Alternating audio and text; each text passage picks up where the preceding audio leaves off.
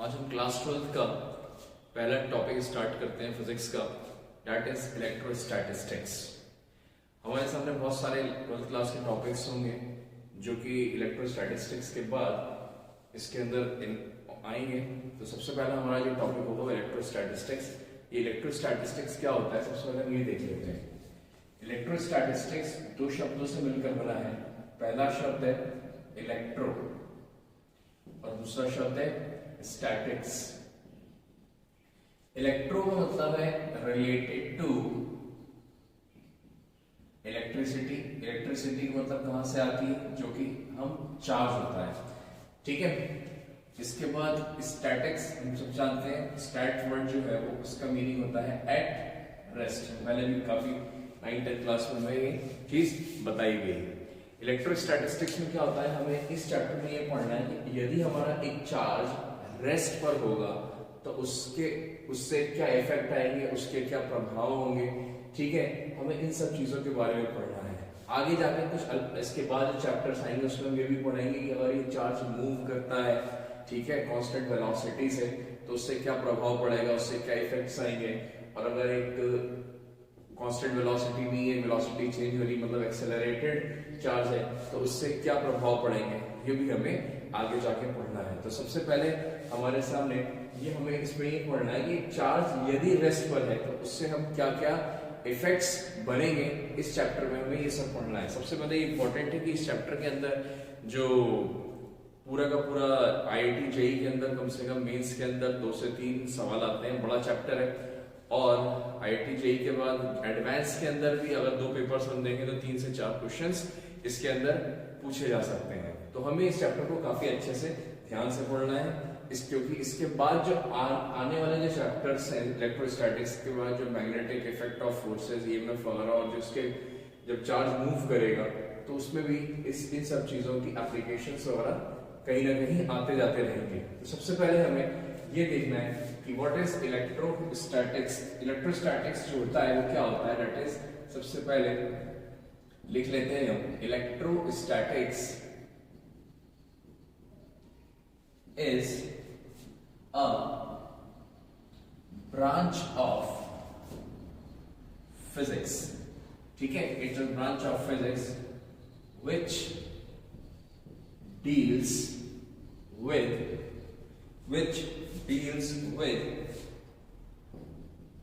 properties of charge, ठीक है।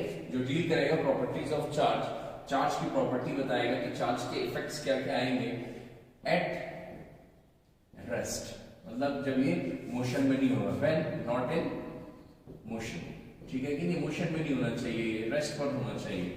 तो सबसे पहले इलेक्ट्रोस्टैटिस्टिक्स एक ऐसी ब्रांच है फिजिक्स की जिसके अंदर हम चार्ज की प्रॉपर्टीज पढ़ेंगे। यदि हमारे सामने ये चार्ज होगा वो कहाँ पे होगा, रेस्ट पर होगा, ठीक है कि नहीं, मतलब मोशन में नहीं, रेस्ट पे होगा, तो उससे क्या क्या इफेक्ट आएंगे। तो सबसे पहले मान लीजिए हमारे सामने कोई भी चार्ज है, मान लीजिए let suppose it is a charge, ठीक है।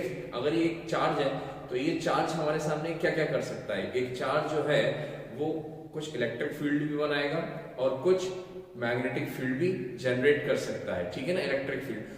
और अगल बगल में अगर कोई इलेक्ट्रिक फील्ड या मैग्नेटिक फील्ड होगी तो उसको एक्सपीरियंस भी कर सकता है, उसको फील भी कर सकता है, ठीक है कि नहीं है। तो इसको हम कहते हैं चार्ज। चार्ज क्या से होता है, किस कारण होता है, ये हम आगे एक एक चीज आपके सामने हम डिस्कस करेंगे, ठीक है। तो सबसे पहले हम ये देखेंगे कि यहाँ पर जो एक वर्ड आया है दैट इज चार्ज, हमें चार्ज देखना है, ये चार्ज क्या चीज होती है, ठीक है कि नहीं। चार्ज जो कि बहुत ही इंपॉर्टेंट हमारे सामने इस चैप्टर के अंदर वर्ड है, चार्ज आया है, वो चार्ज क्या होता है। तो सबसे पहले लिख लीजिए इलेक्ट्रिक चार्ज, या हम चार्ज भी कह सकते हैं खाली, charge is the property of matter, ठीक है कि नहीं है, in which it can produce electric and magnetic effect electric and magnetic effect. Charge, electric charge वो प्रॉपर्टी होती है मैटर की या किसी भी सब्सटेंस की या कोई सी भी चीज की जो इलेक्ट्रिक और मैग्नेटिक इफेक्ट प्रोड्यूस करे, क्या करे, प्रोड्यूस करे। And also it can feel, और ये क्या फील करे, it can feel electric and magnetic forces. It can feel electric and magnetic forces. Electric charge किसे कहते हैं, अगर वो प्रॉपर्टी होती है किसी भी सब्सटेंस है, किसी भी मैटर की, मतलब कोई भी सब्सटेंस से ये पेन है, ठीक है कि नहीं है, तो ये भी चार्ज हो सकती है, लेकिन शर्त है, उसके लिए कुछ प्रॉपर्टीज होती हैं। अब कौन सी बॉडी चार्ज होने लायक है, कौन सी बॉडी चार्ज होने लायक नहीं है, क्या ये पेन चार्ज हो सकता है, सबसे पहली बात ये पेन किस चीज का बना हुआ है, ठीक है कि नहीं है। जैसे कि हम आगे पढ़ेंगे, अगर कोई सब्सटेंस मेटल की बनी हुई है तो हम उसको आसानी से चार्ज कर सकते हैं, और अगर कोई चीज मेटल की नहीं बनी हुई है, मान लीजिए कोई प्लास्टिक है, तो उसको हम चार्ज नहीं कर सकते, आसानी से ज्यादा चार्ज नहीं कर सकते। तो हमारे सामने सबसे पहले हमने क्या देखा, इलेक्ट्रोस्टैटिस्टिक्स चैप्टर है, इलेक्ट्रो वर्ड जो यूज हुआ है इसमें वो चार्ज से रिलेटेड है। नंबर 2 स्टैटिस्टिक्स रेस्ट, मतलब हमें इस चैप्टर में क्या पढ़ना है, यदि हमारा चार्ज रेस्ट पर होगा तो उसके कारण इसके क्या इफेक्ट होंगे, ये सब हमें इसमें पढ़ना है। इलेक्ट्रोस्टैटिस्टिक्स क्या ब्रांच होती है, इन्हीं दो शर्तों से जो मीनिंग बनता है, मतलब जो प्रॉपर्टीज ऑफ चार्ज है, चार्ज की प्रॉपर्टीज हम देखेंगे। यदि हमारा चार्ज रेस्ट पे होगा, चार्ज मूव नहीं करना चाहिए, ठीक है नहीं, अगर चार्ज मूव करेगा तो हम आगे जाके करंट, इलेक्ट्रिसिटी वगैरह चैप्टर और मैग्नेटिक इफेक्ट ऑफ करंट्स वगैरह में ये सब हम पढ़ेंगे, ठीक है। दूसरी चीज हमने क्या पढ़ा, इलेक्ट्रिक चार्ज। इलेक्ट्रिक चार्ज क्या है, is a property in a matter, किसी भी सब्सटेंस की प्रॉपर्टी हो सकती है इन विच इट कैन प्रोड्यूस, मतलब ये जो अगर ये चार्ज है तो ये मैग्नेटिक इफेक्ट अपने आसपास बना सकता है और मैग्नेटिक इफेक्ट भी क्रिएट कर सकता है, ठीक है कि नहीं, और ये फील कर सकता है, इट कैन फील, क्या फील कर सकता है, इलेक्ट्रिक और मैग्नेटिक फोर्स, मतलब अगर कोई आसपास से इलेक्ट्रिक या मैग्नेटिक फोर्स आ रहे हैं तो उनको ये फील भी कर सकता है, ठीक है। अब इसके बाद जो सबसे इंपॉर्टेंट चीज है चार्ज के बारे में वो ये है कि अगर हम चार्ज के लिए देखें तो चार्ज में कुछ यूनिट होती है। क्या यूनिट होती है भाई, चार्ज की जो यूनिट होती है वो कूलम होती है, ठीक है। ये एसआई यूनिट होती है, कौन सी यूनिट होती है, एसआई यूनिट। और इसी तरह से एक यूनिट और होती है ईएसयू, जिसको हम इलेक्ट्रोस्टैटिक यूनिट कहेंगे, that is in CGS system, ठीक है कि नहीं है। एक चीज हमें पता होना चाहिए इन दोनों के बीच में कि 1 coulomb is equal to 3 into 10 to the power 9 ESU, ठीक है कि नहीं है। एक कूलम जो कि ज्यादा यूज नहीं होती लेकिन फिर भी हमें याद रहनी चाहिए कि कभी कोई पूछ ले simply 1 coulomb is equal to how many CGS system of unit ESU, how many ESU, तो you can say that 3 into 10 to the power 9 ESU, ठीक है कि नहीं, 3 into 10 to the power 9 ESU। इसके बाद नेक्स्ट है इसके डायमेंशंस की बात आती है, क्या की डायमेंशंस। डायमेंशंस क्या होते हैं, डायमेंशंस इसके होते हैं, सिंपल सी बात है, करंट इनटू टाइम होता है। करंट मतलब I इनटू टाइम, ठीक है कि नहीं, या कई सारी बुक्स A इनटू टी भी लिखती हैं, ठीक है कि नहीं। करंट को A से डिनोट करती है, A फॉर एम्पियर, करंट पे एम्पियर यूनिट होती है, हम आगे पढ़ेंगे। तो A for ampere into time, ठीक है ना, ये इसकी डायमेंशन होती है, ठीक है, यहां तक नोट कर लें। इसके बाद इसको आप पॉज करके आप नोट कर सकते हैं, ओके। नेक्स्ट है हमारे सामने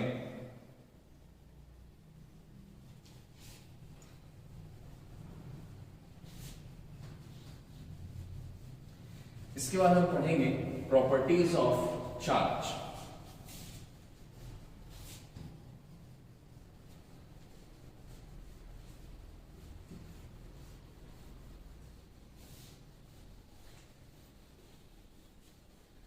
सबसे इंपॉर्टेंट ये कि चार्ज क्या करता है, सबसे पहले चार्ज इलेक्ट्रिक और मैग्नेटिक इफेक्ट प्रोड्यूस कर सकता है और उसको फील कर सकता है, आसपास एक्सपीरियंस कर सकता है अगर कोई और मैग्नेटिक या इलेक्ट्रिक फील्ड आसपास है, ठीक है।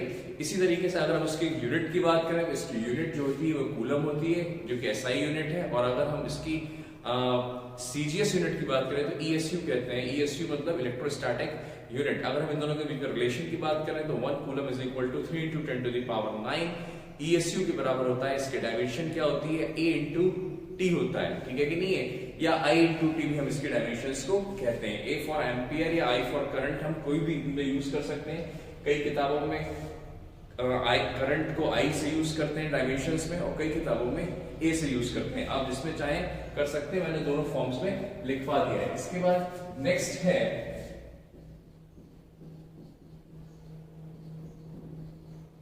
Properties of charge.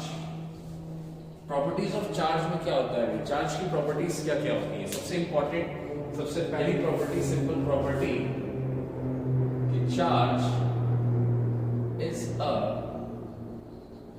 Scalar quantity. मतलब ये कि ये एक वेक्टर क्वांटिटी नहीं है। क्या नहीं है, वेक्टर क्वांटिटी नहीं है। मतलब आप इसको वेक्टरली ऐड नहीं कर सकते, जैसा कि वेक्टर चैप्टर में सिखाया जाता है कि वेक्टर क्वांटिटी से कैसे ऐड करते हैं, सब्ट्रैक्ट करते हैं, ठीक है। इसको आप सिंपली स्केलरली ऐड कर सकते हैं। मतलब अगर दो चार्ज, एक चार्ज 2 कूलम का है, दूसरा 5 कूलम का है, तो हम दोनों को जोड़ सकते हैं डायरेक्टली। 2 + 5 that is 7। मल्टीप्लाई कर सकते हैं, अगर हम चाहे डायरेक्ट मल्टीप्लाई 2 × 5 = 10। अगर हम सब्ट्रैक्ट करना चाहें तो 5 - 2 या 2 - 5 हम डायरेक्टली इसको सब्ट्रैक्ट कर सकते हैं। अगर हम डिवाइड करना चाहें तो हम इसको डायरेक्ट डिवाइड भी कर सकते हैं। तो इसलिए it is a scalar quantity, vector नहीं है, सबसे इंपॉर्टेंट चीज।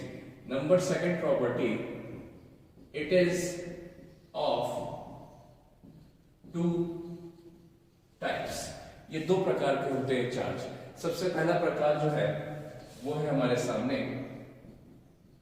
पॉजिटिव चार्ज, दूसरा है नेगेटिव चार्ज, ठीक है। ये पॉजिटिव चार्ज और नेगेटिव चार्ज क्या होता है, अब यहीं से हमारी इलेक्ट्रोस्टैटिस्टिक्स की फिजिक्स स्टार्ट होगी, ठीक है। सबसे पहले कैसे स्टार्ट होगी भाई, देखिए ध्यान से। सबसे पहला एग्जांपल, अगर किसी नेगेटिव चार्ज का हम लेंगे तो वो हम लेंगे इलेक्ट्रॉन, ठीक है कि नहीं है, जिसके ऊपर पूरी कहानी, पूरी आगे की फिजिक्स टिकी हुई है। इलेक्ट्रॉन को हम शॉर्ट में ऐसे भी लिख सकते हैं E-, ठीक है कि नहीं, कई लोग स्मॉल e करके भी लिख देते हैं, ठीक है। तो ये एक इलेक्ट्रॉन एक नेगेटिव चार्ज है। सबसे पहले इस चार्ज की वैल्यू क्या होती है, इसके चार्ज क्या होगा। अगर हम इसके चार्ज की बात करेंगे, इसकी Q की वैल्यू क्या होती है, तो हम इसके Q की वैल्यू कहेंगे 1.6 × 10⁻19 कूलम, ठीक है कि नहीं। अगर एक इलेक्ट्रॉन का जो चार्ज होता है वो 1.6 × 10⁻19 कूलम है, जो कि एक्सपेरिमेंटली निकाला गया है। और ये एक मास है, एक पार्टिकल है। जैसे हमारा एक मास है, मेरा वेट 60-70 किलो होगा, ठीक है, 70-65-70 किलो जो भी होगा, आपका भी वजन होगा। इसी तरीके से इलेक्ट्रॉन का भी मास होता है, जबकि इलेक्ट्रॉन को हम देख नहीं सकते अपनी नेकेड आई से, ठीक है कि नहीं है, लेकिन फिर भी इसका मास होता है जो कि एक्सपेरिमेंटली निकाला गया है 9.1 × 10⁻31 kg, जो कि बहुत छोटा है, इतना छोटा है कि हम इसको आंखों से नहीं देख सकते। ये सब एक्सपेरिमेंटली प्रूफ किया गया है कि इलेक्ट्रॉन है और उसका मास है, और पूरे के पूरे बहुत सारे इलेक्ट्रॉन्स इकट्ठा निकलते आते जाते हैं। सबसे पहले इलेक्ट्रॉन, जो कि एक बहुत ही इंपॉर्टेंट पार्ट है पूरी फिजिक्स का, ठीक है कि नहीं है। इसके बाद नेक्स्ट है हमारे लिए, नेक्स्ट पॉजिटिव में सबसे कॉमन प्रोटॉन। कौन होता है भाई, प्रोटॉन का चार्ज क्या होता है, that is very simple. Proton एक पॉजिटिव चार्ज है, तो हम इसके चार्ज को लिख सकते हैं, दैट इज 1.6 × 10⁻90 कूलम। ध्यान रहे, क्योंकि ये पॉजिटिव चार्ज है तो हम इसके आगे प्लस लगाएंगे, और ये एक नेगेटिव चार्ज है तो हम इलेक्ट्रॉन के आगे, इलेक्ट्रॉन एक नेगेटिव चार्ज है तो इलेक्ट्रॉन के आगे हम माइनस लगाएंगे, -1.6 × 10⁻19 कूलम, ठीक है कि नहीं। प्रोटॉन एक क्या है हमारे सामने, प्रोटॉन एक पॉजिटिव चार्ज है, ठीक है। इसका भी कुछ मास होता है, इलेक्ट्रॉन से काफी भारी होता है, बहुत भारी होता है। प्रोटॉन के कंपैरिजन में इलेक्ट्रॉन का मास नेग्लिजिबल है, ठीक है कि नहीं है। इसका भी हम मास हमें जरूरत नहीं है, भी हम मास वगैरह नहीं लिखेंगे, इसका आगे जाके हम लिख लेंगे। आपने केमिस्ट्री में लास्ट ईयर आपके टीचर्स ने एटॉमिक स्ट्रक्चर चैप्टर वगैरह में लिखवाया होगा, ठीक है। इसके बाद और भी कोई एग्जांपल है पॉजिटिव चार्ज का। इसके बाद अगला एग्जांपल जो है हमारे सामने अल्फा पार्टिकल है। कौन सा particle, alpha particle. Alpha particle किसे कहते हैं, अल्फा पार्टिकल कहते हैं हीलियम 2+। हीलियम 2+ का मतलब क्या होता है, जैसे कि हम सब जानते हैं कोई भी एटम इलेक्ट्रॉन, प्रोटॉन और न्यूट्रॉन से मिलकर बनता है।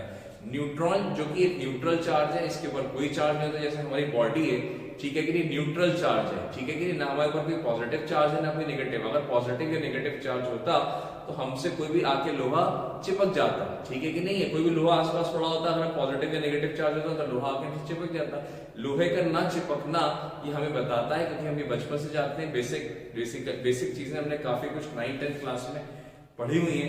कोई भी मैग्नेट से पॉजिटिव या नेगेटिव चार्ज से लोहा आके चिपक जाता है। अगर हमारे ऊपर चार्ज होता तो कोई भी लोहा आके हमसे चिपक जाता, तो इसका मतलब हमारी न्यूट्रल बॉडी है। इसी तरीके से कोई भी एटम जो है वो 3 पार्टिकल से मिलकर बनता है, एक प्रोटॉन, इलेक्ट्रॉन एंड न्यूट्रॉन। उसमें जो न्यूट्रॉन है वो न्यूट्रल पार्टिकल है, उस पर कोई चार्ज नहीं होता, उसके अंदर कोई चार्ज नहीं है, ठीक है। उसके बाद प्रोटॉन, प्रोटॉन क्या है, जैसा कि मैंने बताया, एक पॉजिटिवली चार्ज है। इलेक्ट्रॉन जो कि नेगेटिवली चार्ज है। किसी भी एटम के अंदर जितने पॉजिटिव चार्ज हो, जितने प्रोटॉन्स होते हैं उतने ही न्यूट्रॉन्स होते हैं, ठीक है कि नहीं, जितने प्रोटॉन्स उतने ही न्यूट्रॉन्स। तो हमने क्या किया, हीलियम के अंदर भी 2 प्रोटॉन्स और 2 इलेक्ट्रॉन्स हैं। हमने क्या किया, इसमें से 2 इलेक्ट्रॉन को बाहर फेंक दिया उठा के, ठीक है कि नहीं। अब जब जाहिर सी बात है, जब 2 इलेक्ट्रॉन को बाहर फेंक दिया तो अब नेगेटिव चार्ज तो गायब हो गया इससे। अब सिर्फ कौन है यहाँ पर, 2 प्रोटॉन है, और दोनों प्रोटॉन का चार्ज कितना है, +2, तो इसलिए हमने यहाँ पर 2+ चार्ज लगा के रखा है, जिसको हम अल्फा पार्टिकल कहते हैं, ठीक है कि नहीं। इसमें इलेक्ट्रॉन नहीं है, इसमें इलेक्ट्रॉन नहीं है, सिर्फ 2 प्रोटॉन है और 2 न्यूट्रॉन, न्यूट्रॉन न्यूट्रल है, ठीक है। अब हमसे अगर कोई कहे कि इसका चार्ज क्या होगा, ठीक है कि नहीं, इसका चार्ज क्या होगा, तो जाहिर सी बात है इसमें कितने प्रोटॉन है भाई, 2 प्रोटॉन है, तो 2 प्रोटॉन का चार्ज क्या हो जाएगा, 2 × 1.6 × 10⁻⁻19 कूलम, ठीक है कि नहीं, 2 × इसको हम लिख सकते हैं, दैट इज 3.2 × 10⁻19 कूलम। तो अल्फा पार्टिकल का जो चार्ज होगा दैट इज 3.2 × 10⁻19 कूलम होगा, ठीक है कि नहीं है। तो ये 2 प्रॉपर्टीज हमने पढ़ी। पहली property, charge is a scalar quantity. दूसरी प्रॉपर्टी, ये 2 प्रकार के होते हैं, पहला पॉजिटिव चार्ज, दूसरा नेगेटिव चार्ज, ठीक है भाई, इसको नोट कर लीजिए पॉज करके। फिर हम अगली प्रॉपर्टी देखेंगे, प्रॉपर्टी नंबर 3।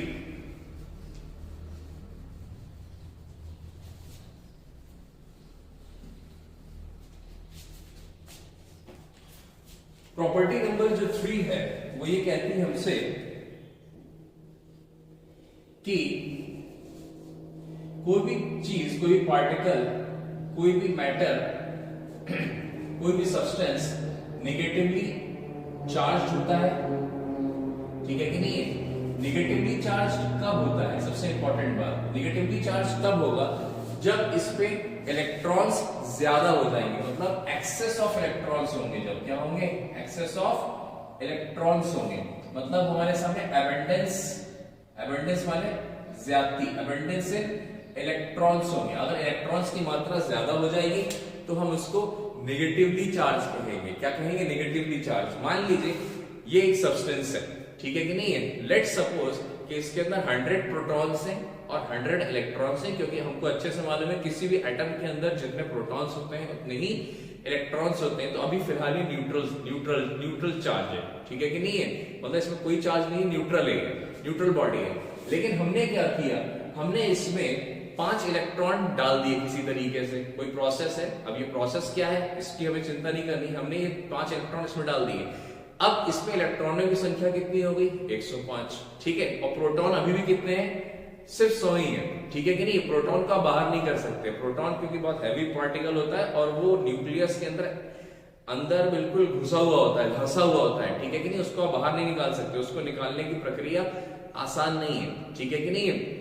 उसको आप निकालने की प्रक्रिया आसान नहीं है, इसलिए सिर्फ इलेक्ट्रॉन निकाले जा सकते हैं। वो भी कौन से इलेक्ट्रॉन निकाले जा सकते हैं, जो आउटर शेल्स में रहते हैं, वो अभी हम आगे डिस्कस करेंगे। तो मान लीजिए इसमें 100 प्रोटॉन 100 इलेक्ट्रॉन है, हमने इसमें 5 इलेक्ट्रॉन किसी तरीके से अंदर डाल दी। अब इसमें कितने इलेक्ट्रॉन्स हो गए, 105, प्रोटॉन कितने हो गए, 100।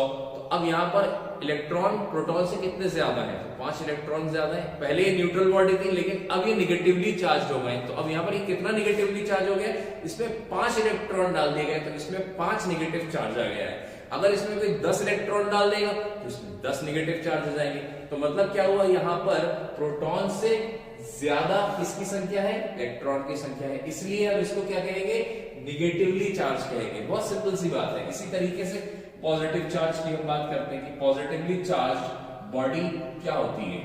पॉजिटिवली चार्ज बॉडी जो होती है वो हमारे सामने ऐसी होती है कि यदि मान लीजिए कमी हो जाए, कमी मतलब इसको हम वर्ड कह सकते हैं यूज डेफिशिएंसी, ठीक है कि डेफिशिएंसी ऑफ इलेक्ट्रॉन्स, इलेक्ट्रॉन की कमी हो जाए। मान लीजिए वही सेम बॉडी ली हमने और इसके अंदर 100 प्रोटॉन और 100 इलेक्ट्रॉन पड़े हैं।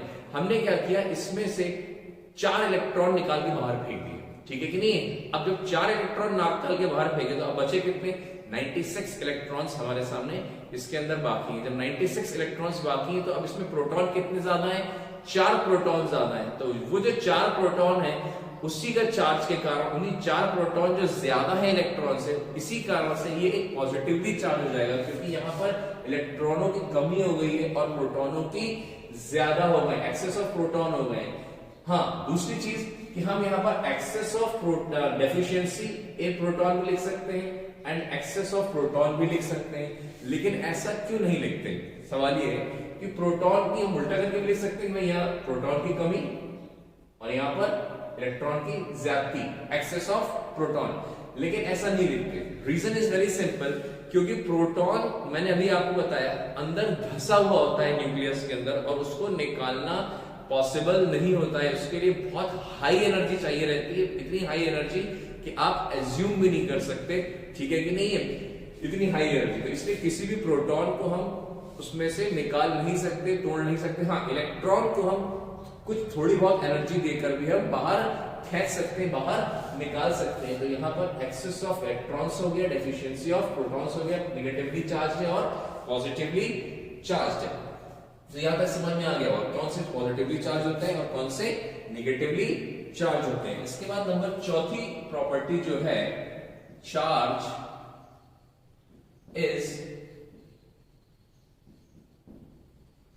क्वांटाइज्ड।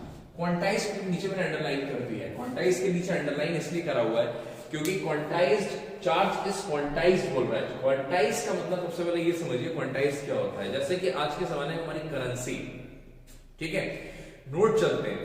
नोट हम अगर हमसे कोई हमसे बोले कि कैश में आपको कितने पैसे दे सकता हूं, कैश में, ठीक है ना, तो कैश में कोई मुझे 6.5 रुपए नहीं दे सकता है आज के जमाने में, क्योंकि 50 पैसे इंडिया में नहीं चलते हैं। कोई मुझे 6.25 रुपए नहीं दे सकता है, कोई मुझे 6.25 रुपए नहीं दे सकता है, कोई मुझे 2.5 रुपए नहीं दे सकता है। जो भी आदमी देगा एक पर्टिकुलर मल्टीपल्स में देगा। किसके मल्टीपल में करेंसी देगा, 1 के मल्टीपल में। इसी तरीके से चार्ज भी हम किसी नंबर के मल्टीपल में ही दे सकते हैं, ठीक है कि नहीं, किसी नंबर के मल्टीपल में ही दे सकते हैं।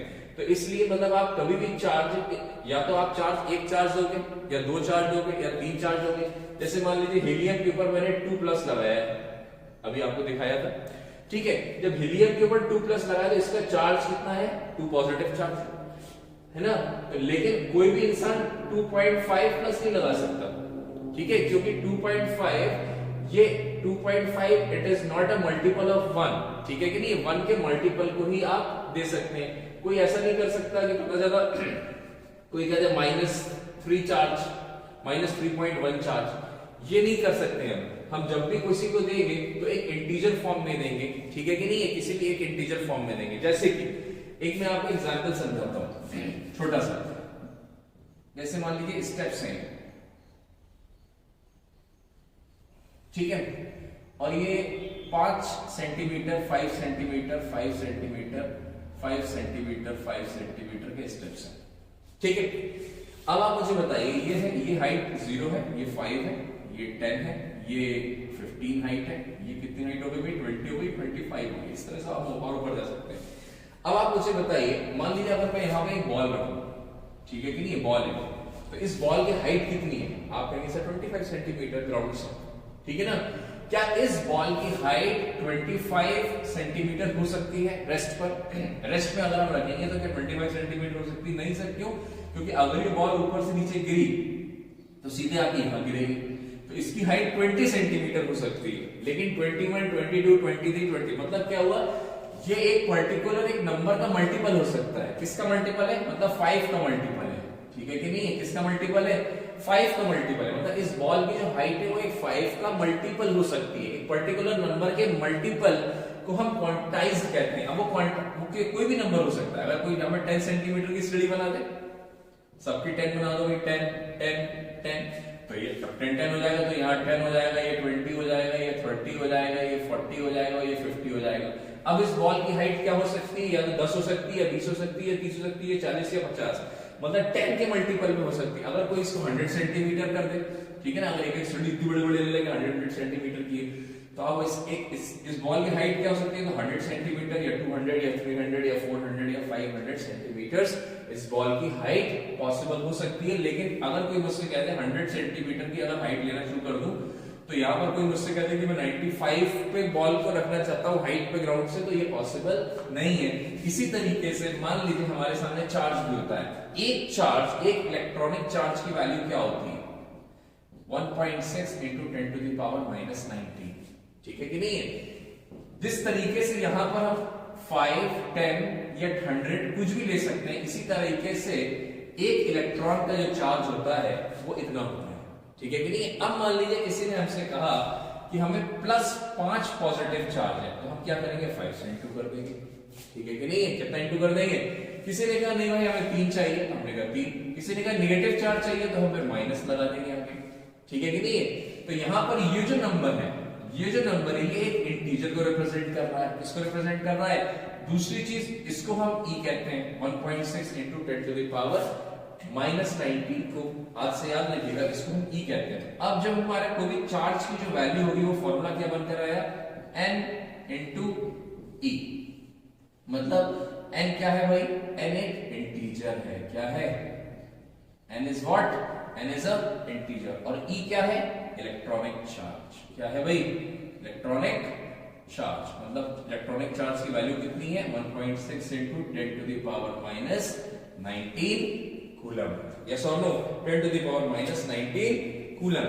ये एक इलेक्ट्रॉनिक चार्ज। यस और नो? तो चार्ज क्वांटाइज का मीनिंग समझ में आ गया कि चार्ज क्वांटाइज क्यों होता है?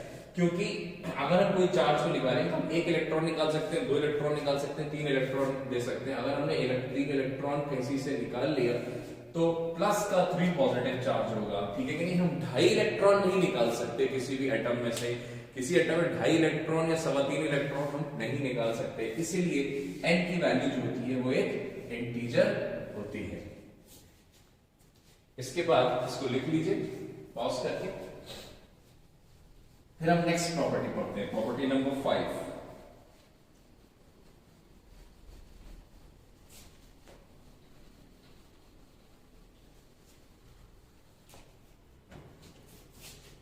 प्रॉपर्टी नंबर 5 जो है वो ये कहती है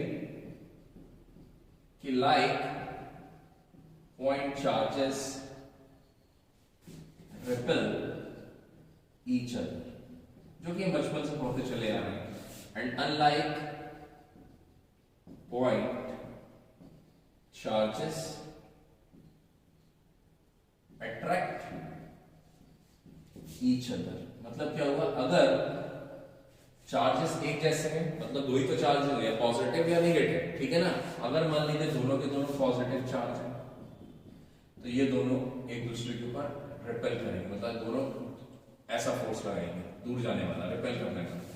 अगर मान लीजिए नेगेटिव चार्ज है तो ये भी एक दूसरे को रिपेल करेंगे, क्योंकि they are like charges, they are also like charges. लेकिन मान लीजिए अगर हमारे सामने दोनों अनलाइक चार्जेस, एक पॉजिटिव और एक नेगेटिव, तो ये दोनों एक दूसरे को अट्रैक्ट करेंगे, ये दोनों एक दूसरे से चिपकने की कोशिश करेंगे, ठीक है कि नहीं? जो कि हम बचपन से पढ़ते हुए चले आ रहे हैं, हम बचपन से बहुत अच्छी तरीके से जानते हैं। इसके बाद नंबर 6 है charge does not depend upon its velocity। मतलब ये है कि चार्ज अपनी वेलोसिटी पे, अगर कोई इलेक्ट्रॉन भाग रहा है, वेलोसिटी है ना, इलेक्ट्रॉन भाग रहा है, तो ये नहीं कि अगर इलेक्ट्रॉन बहुत तेज भाग रहा है तो चार्ज छोड़ता हुआ चला जाएगा। चाहे इलेक्ट्रॉन भागे या रेस्ट पे रहे, उसका चार्ज हमेशा 1.6 into 10 to the power minus 19 ही रहेगा। उसके चार्ज में कोई परिवर्तन नहीं आएगा, चाहे वो कितनी स्पीड से चले या खड़ा रहे या धीरे धीरे चले, उससे उसकी स्पीड पर कोई भी फर्क नहीं आएगा। यस और नो? कुछ इसी तरीके से नंबर कितनी प्रॉपर्टीज हो गई, 1 2 3 4 5 6 प्रॉपर्टीज हो गई। नंबर 7 प्रॉपर्टी है, ठीक है, charge in an isolated system, किसी भी आइसोलेटेड सिस्टम में चार्ज होता है वो क्या होता है, कंजर्व होता है, ठीक है कि नहीं, कंजर्व होता है, ठीक है। तो मतलब कंजर्वेशन ऑफ चार्ज का यहां पर है कंसेप्ट, मतलब चार्ज जो है वो can neither be create not destroyed, मतलब किसी भी चार्ज को हम अपने हाथ से बना नहीं सकते और किसी को भी हम डिस्ट्रॉय नहीं कर सकते। अगर हम इस शब्द को चाहे तो एक शब्द और लिख सकते हैं और करके कि चार्ज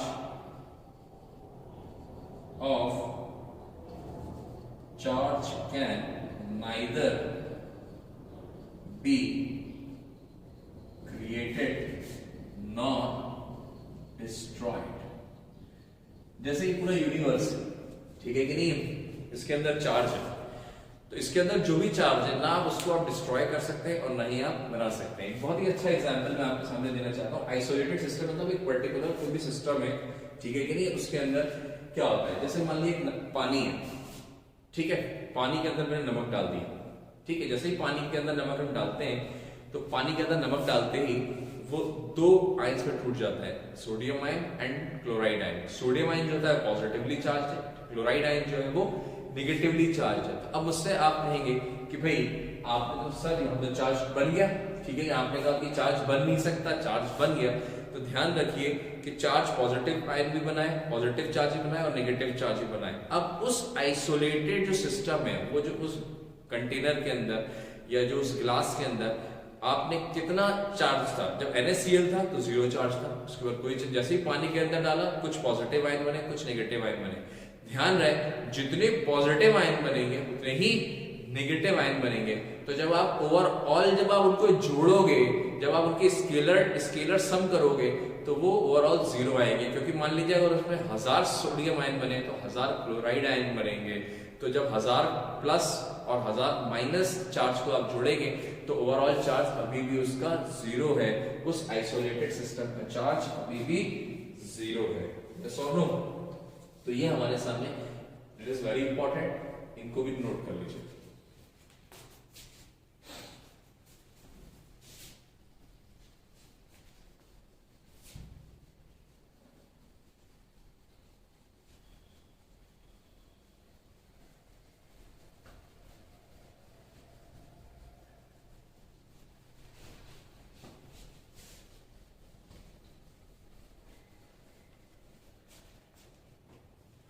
इसके बाद नेक्स्ट प्रॉपर्टी है 8 प्रॉपर्टी, लिखिए चार्ज एट रेस्ट, मतलब चार्ज अगर हमारे सामने रेस्ट पर है, अगर ये कोई चार्ज है, मान लीजिए चार्ज है और अगर ये रेस्ट पर है तो ये सिर्फ और सिर्फ इलेक्ट्रिक इफेक्ट ही प्रोड्यूस कर सकता है। यस और no? It charge at rest only produce electric effects and also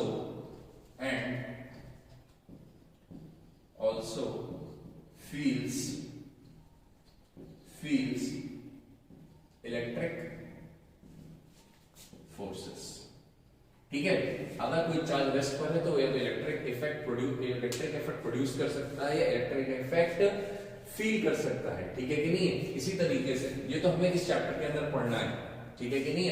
इसके बाद मान लीजिए आने वाले चैप्टर्स के लिए भी हम एक एक लाइन लिख लें कि मान लीजिए if a charge is moving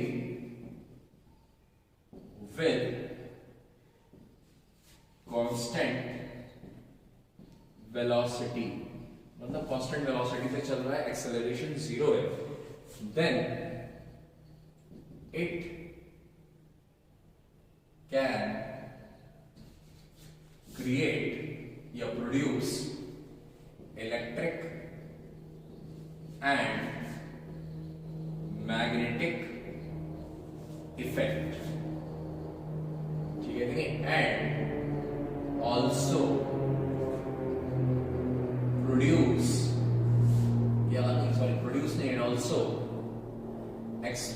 witness या feel experience electric and magnetic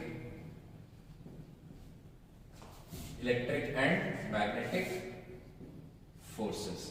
मतलब अगर एक कोई चार्ज है हमारे सामने, अगर मान लीजिए चार्जेस अगर ये ऐसी बस जैसे मैंने रखा हुआ है तो ये सिर्फ इलेक्ट्रिक इफेक्ट ही प्रोड्यूस कर सकता है या आसपास से इलेक्ट्रिसिटी को ही फील कर सकता है। लेकिन अगर मैं इसको एक कांस्टेंट वेलोसिटी से मूव कराना शुरू कर दूं यूं करके कांस्टेंट वेलोसिटी से, ठीक है कि नहीं है, तो अब इसके अंदर मैग्नेटिक इफेक्ट्स भी प्रोड्यूस होंगे और इलेक्ट्रिक इफेक्ट भी प्रोड्यूस होंगे। और अगर आसपास कोई इलेक्ट्रिक या मैग्नेटिक इफेक्ट्स बन रहे होंगे तो उनको भी ये बहुत आसानी से फील कर सकता है और एक्सपीरियंस करेगा, और उसके इफेक्ट्स भी आपको अगले चैप्टर्स में नजर आएंगे, ठीक है कि नहीं है, जब हम आगे के चैप्टर्स पढ़ेंगे, ठीक है, तो उसमें वहां पर नजर आएंगे। इसके बाद नंबर 3 है, उसके आने वाले चैप्टर्स में हम ये भी पढ़ेंगे, if a charge is moving with constant acceleration,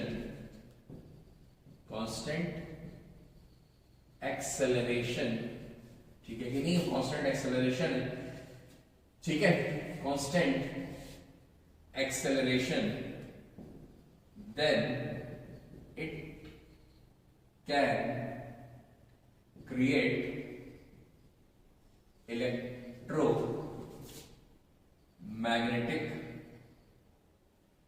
magnetic waves, ठीक है कि नहीं। तो ये अगर हमारे सामने एक कांस्टेंट एक्सेलरेशन से, कांस्टेंट एक्सेलरेशन का मतलब होता है हमारी वेलोसिटी जो है कांस्टेंट नहीं है, वो बढ़ती जा रही है, वेलोसिटी बढ़ रही है, लेकिन पर्टिकुलर कांस्टेंट एक्सेलरेशन के साथ वेलोसिटी बढ़ रही है, ठीक है, तो वो हमारे सामने it can create electromagnetic waves. और आगे लाइट वगैरह में हम आगे लाइट्स के जो वो होते हैं, आगे जाके इलेक्ट्रोमैग्नेटिक वेव्स हम पढ़ेंगे कि लाइट के अंदर स्पेक्ट्रम वगैरह जो होती है उसके अंदर क्या होता है, तो वहां पर ही हमें पता चलेगा। आगे जाके अपने चैप्टर्स को हम आगे जाके स्टडी करेंगे।